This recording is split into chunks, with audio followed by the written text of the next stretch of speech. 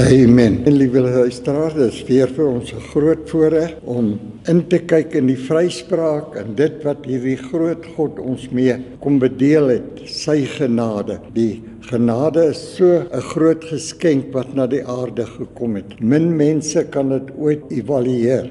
Dit is so ontsettend groot. Luister net hoe skryf hy dit hier in Romeine 16 vers 24. Hy sê die genade van ons Here Jesus Christus sy met julle almal, alle mense ingesluit in die genade boodskap. Dit is so belangrik. Dan gaan hy verder en dan sê hy aan hom dan wat magtig is om julle te versterk. Dis nou die skepper van die univers wat praat en wat magtig is om ons te versterk. Volgens hierdie evangelie en die prediking van Jesus Christus, ooreenkomstig die openbaring van die verborgenheid, dit wat verborge was vir eeue en geslagte, dat Christus het gekom om in die plek van die mens te sterf, sodat die mens vrygespreek kan wees. Dit het hy gedoen met 'n 100% sukses. Dit is so belangrik om dit te sien, dat toe Christus sterf, toe sterf die wêreld vir hulle sonde en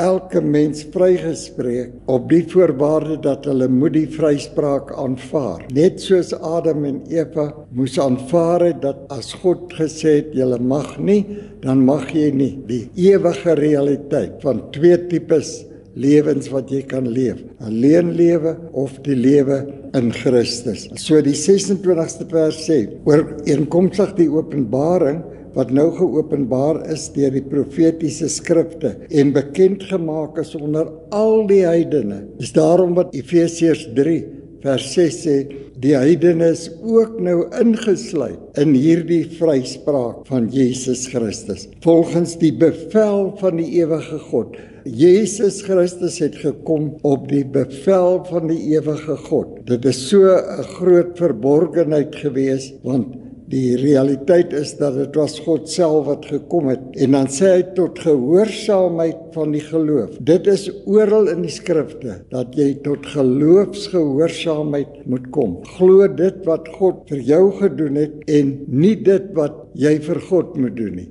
Dit is die Nuwe Testament. Ou Testament was dit wat jy vir God moes doen en waarby jy nooit kon uitkom nie.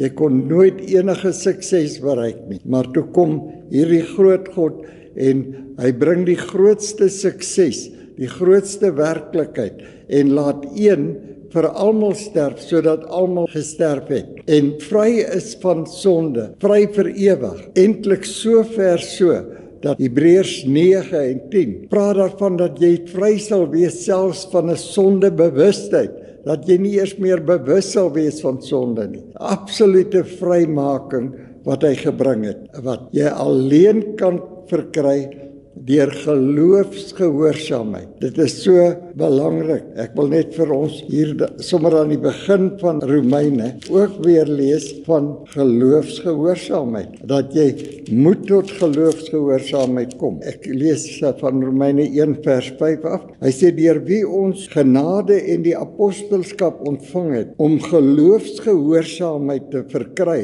onder al die heidene, terwille van sy naam. Alle heidene moet nou tot die geloofsgehoorsaamheid kom. Jy moet glo dit wat God vir jou gedoen het, dat dit 'n sukses is. En dit is baie belangrik en 'n baie sensitiewe realiteit. Nou gaan hy in die 6de vers aan en hy sê onder wie julle ook is, geroepenes van Jesus Christus. Alle mense ingesluit in hierdie groot realiteit. Ek wil net vir ons hier sommer na Romeine 3 vers 26 gaan. Aan die kruis het hy nou vir die hele wêreld geregtigheid geskenk. Luister hoe skryf hy dit in Romeine 3 van vers 26.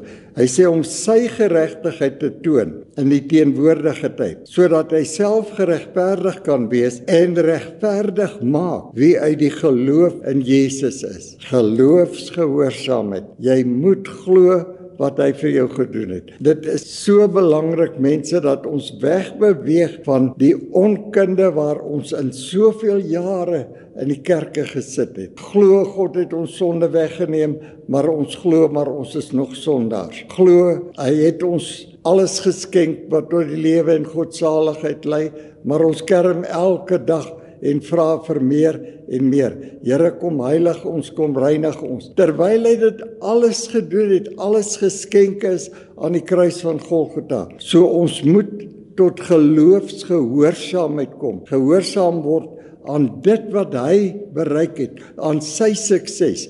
Gehoorsaam aan sy sukses. Die 27ste vers sê, waar is dan die roem? Dit is uitgesluit deur watter wet? Van die werke? Nee, maar deur die wet van geloof. Jy sien, geloof het 'n wet geword.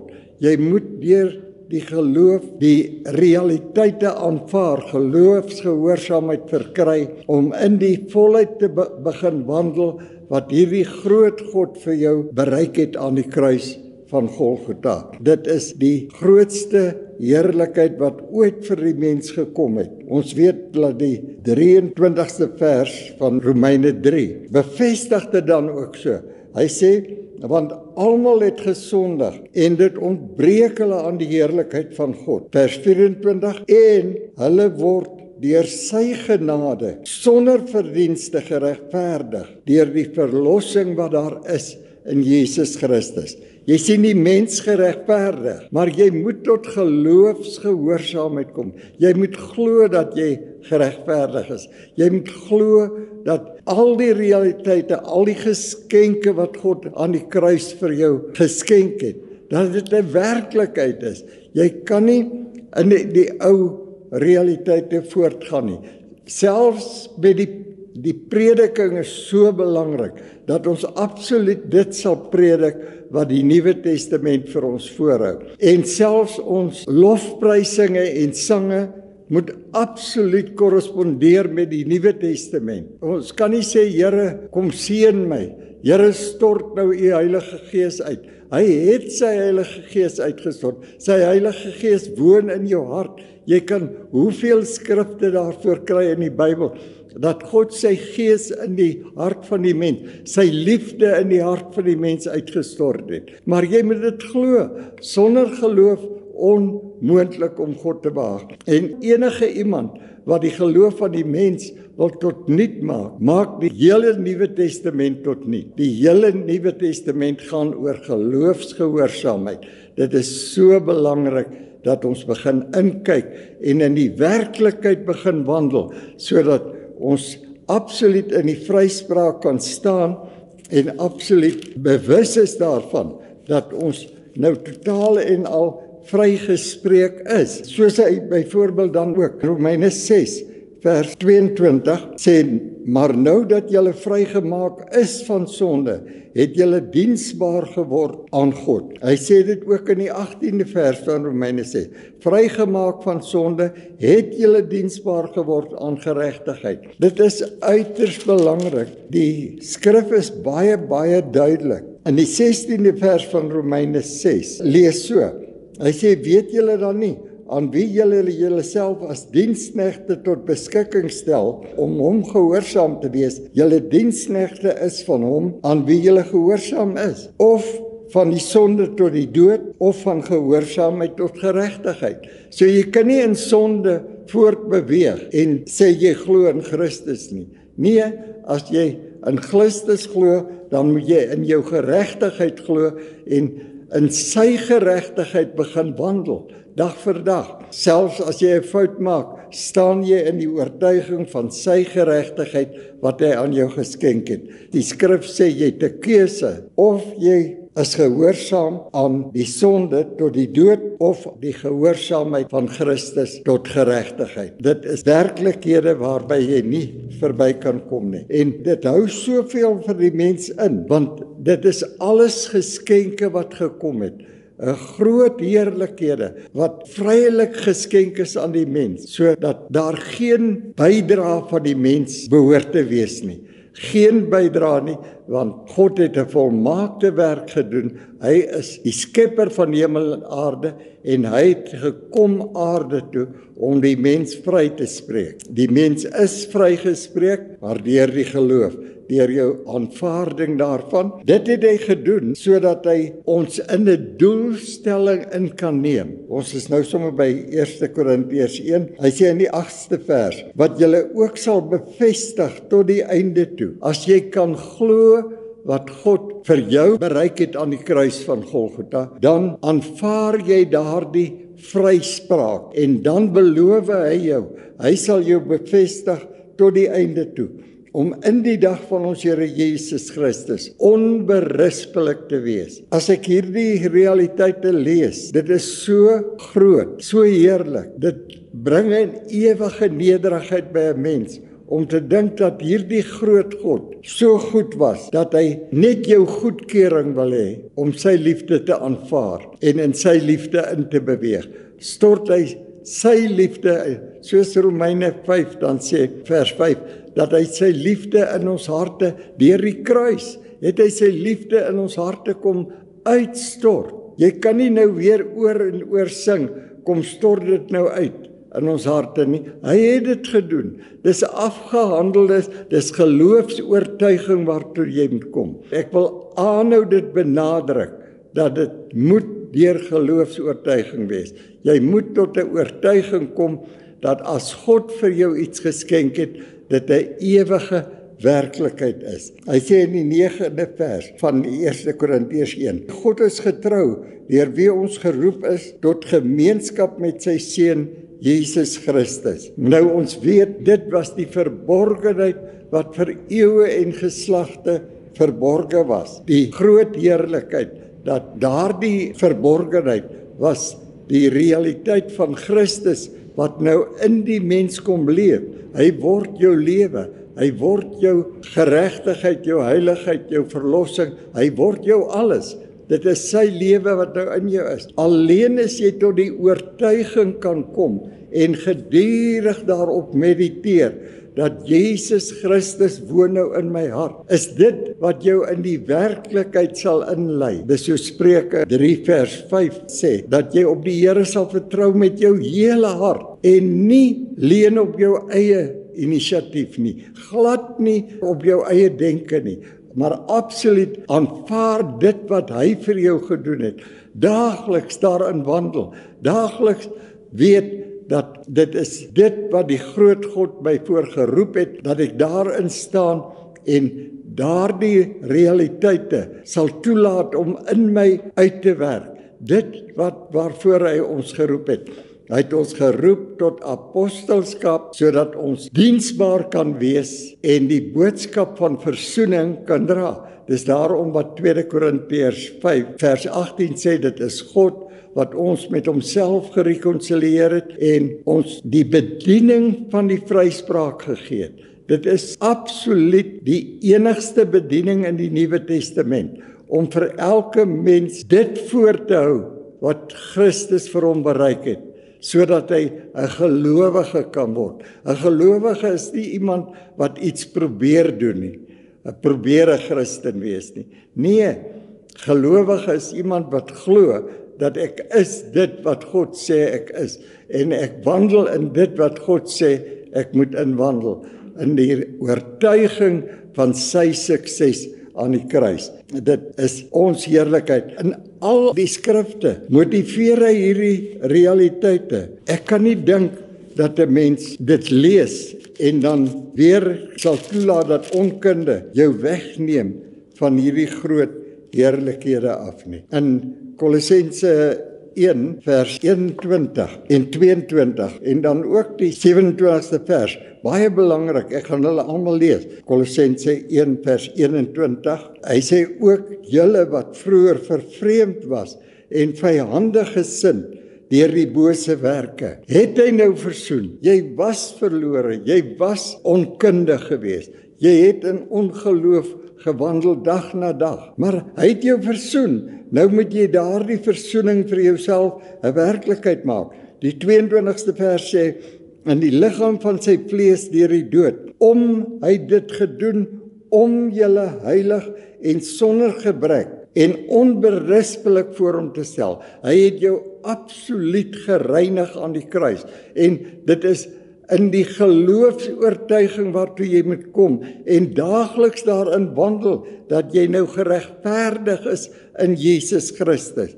Dit was 'n verborgenheid, nie meer 'n verborgenheid nie. Luister na die 27ste vers en verder. Ons haal dit so dikwels aan. Luister net, hy sê, aan wie God wil bekend maak, wat die rykdom van hierdie heerlikheid, hierdie verborgenheid onder die heidene is.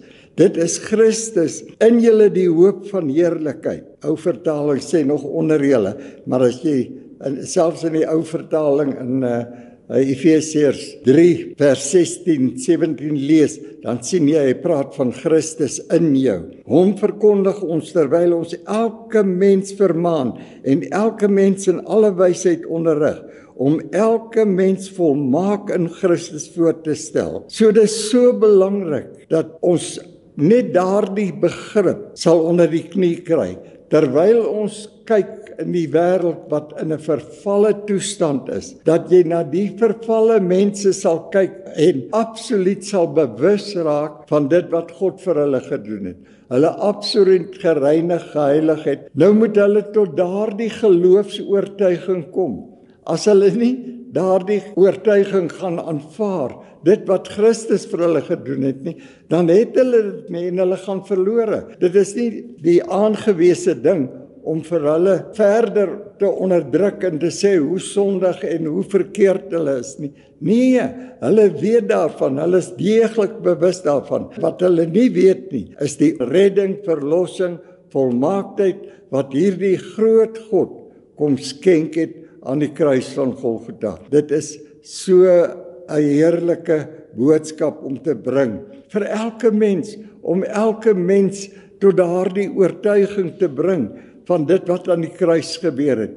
So dikwels as mense kom met onwerklikhede om ander te veroordeel en die res, en 'n mens vra by hulle nou wat het aan die kruis gebeur, dan het hulle ewe skielik nie 'n antwoord nie. En dit is dan wanneer mens vir hulle die antwoord kan verduidelik en vir hulle bring tot die vryspraak, tot die heerlike realiteit dat hierdie groot God was so genadig en barmhartig. Is daarom wat Paulus in elke een van sy briewe, dit is net die 2de, 3de versie, dan sê hy, genade en vrede vir julle broeders. Hy maak daardie proklamasie selfs al sit hy jare in die tronk. Dan praat hy van hierdie groot realiteit wat vir die mens gekom het. Skryf byvoorbeeld Galasiërs 5 vers 1, skryf hy vir die broeders daar buite, terwyl hy in die tronk sit. Is hy nie onder vernedering nie en 'n gesoebat vir vrylating nie. Nee, hy beleef 'n vrylating. Sy oë is altyd gefestig op Jesus, die begin en volëinder van sy geloof. Dit is waartoe hy elke mens wil aanspoor. En dan skryf hy aan die broeders daar buite, terwyl hulle moedeloos is, terwyl die natuurlike dinge verkeerd gaan, dan skryf hy vir hulle, broeders, staan nou in die vryheid waarmee Christus julle vrygemaak het.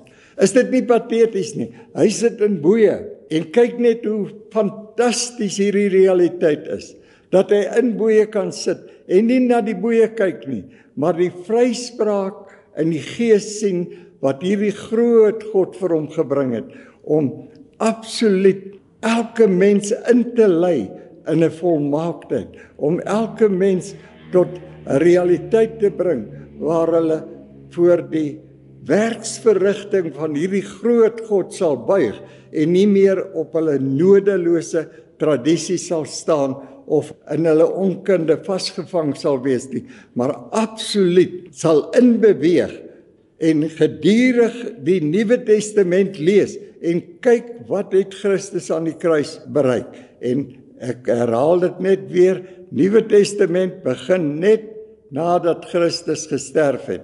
Voordat hy gesterf het, is nog Ou Testament.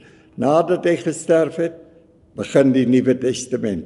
Die vryspraak, die heerlike rykdom wat vir ons gekom het in Jesus Christus. Prys sy groot naam. Amen.